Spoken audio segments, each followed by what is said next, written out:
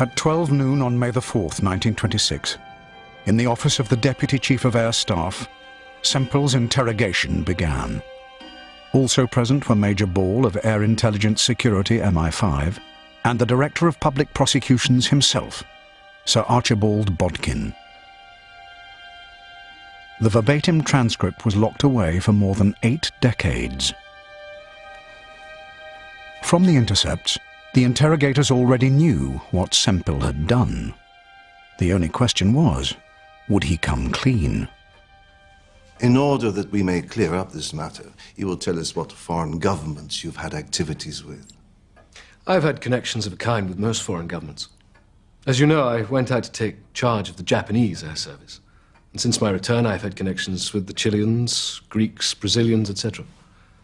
However, the connections I've had are really very small. These connections do not amount to much. Just a letter or two and perhaps a conversation here or there.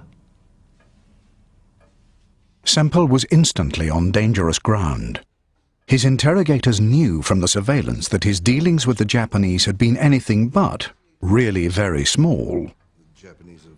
The transcript records how they began to probe that connection. What is the nature of your relations with them? Only on a friendly basis. Do they write? Yes. Do you reserve a salary? No. Who is the naval attaché? Captain Toyoda is the Japanese naval attaché. Do you receive applications from the Japanese or from any other power which might be of a secret character? If I ever have received any applications for information and they're doubtful as to the secrecy or otherwise, they mention it. Is it left to them to say if it is secret? I expect if I had all the correspondence, I could produce letters from the Japanese attaché asking for information and saying that it may be something of the nature of secret.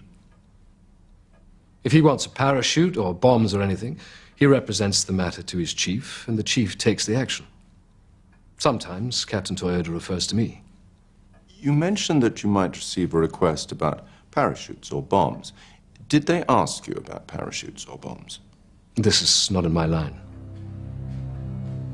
The real truth was that the very first MI5 intercept had shown Semple giving away secret information about bombs. You will remember I wrote to you on the 7th of January regarding large bombs. MI5 had also obtained evidence that Semple was being paid regularly by the Japanese. Semple's initial claim had been he had only helped them out of goodwill. So they expect you to do this as an act of friendship? I told them when I left Japan that I would. And they're casting a good deal of work on you. Yes, they do bother me to a certain extent. I have helped, but simply because I believe it for the best to help.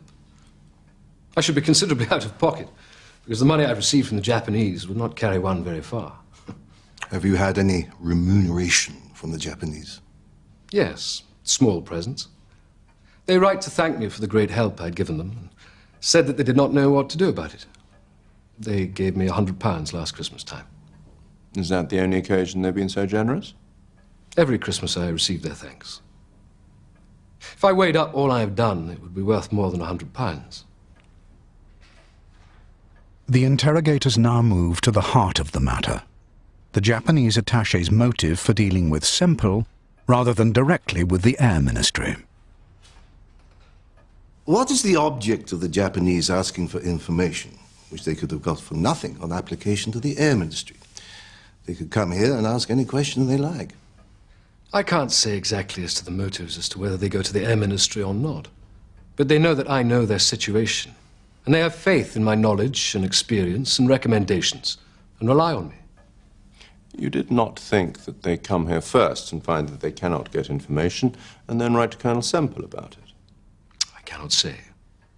Well, this is the danger of such an arrangement. Of course, with all your knowledge and experience in general, you would know the answer to many questions that they might not be able to get from here.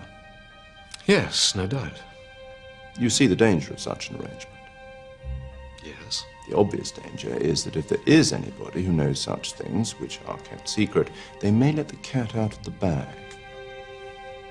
You are your own judge on these matters. Have you ever referred any question to the Air Ministry as to whether you should answer this question or that question by another foreign power? No. I don't think there's any case of that kind.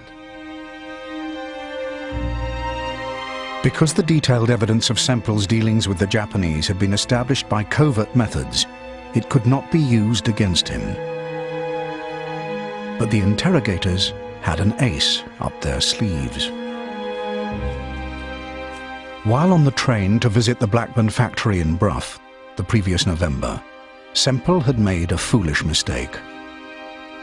He'd talked openly to foreign air attachés, one of them from Chile, about the secret aircraft the British were developing. A witness to this conversation reported it to MI5.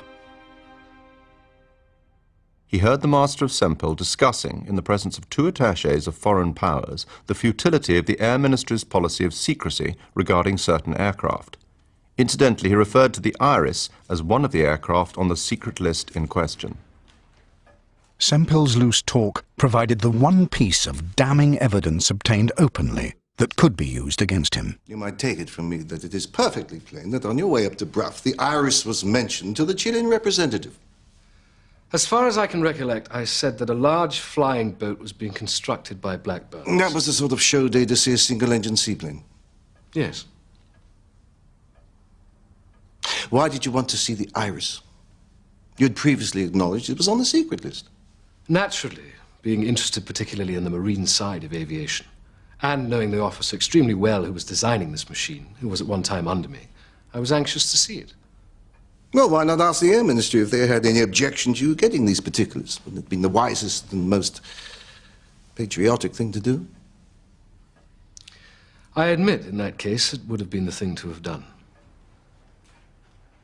With this admission, Semple had effectively confessed to a breach of the Official Secrets Act. Do I understand that neither the Japanese nor any other power ever asked you other than general questions? Did they ask about the Iris? No. But the Japanese had requested information about the Iris. He was lying. There is such a thing as a law in this country. Have you read the Act of 1920? No. You should take my advice and see a solicitor. Acquaint yourself with the spirit of the Act. You're a sort of law unto yourself. The public law of the country is entirely disregarded. The fault was, in a sense, double. Firstly, you had no right to obtain that information. And secondly, you induced somebody at those works to give you that information. I do not dispute that. The duty you owe is to this country, not for any other country. The Director of Public Prosecutions concluded with a prophetic warning. We have got, I believe, a paramount position in regard to air matters. Now, if information we have found and details are in any way communicated to a foreign power, we, in effect, are providing the material by which that foreign power can become a more effective enemy.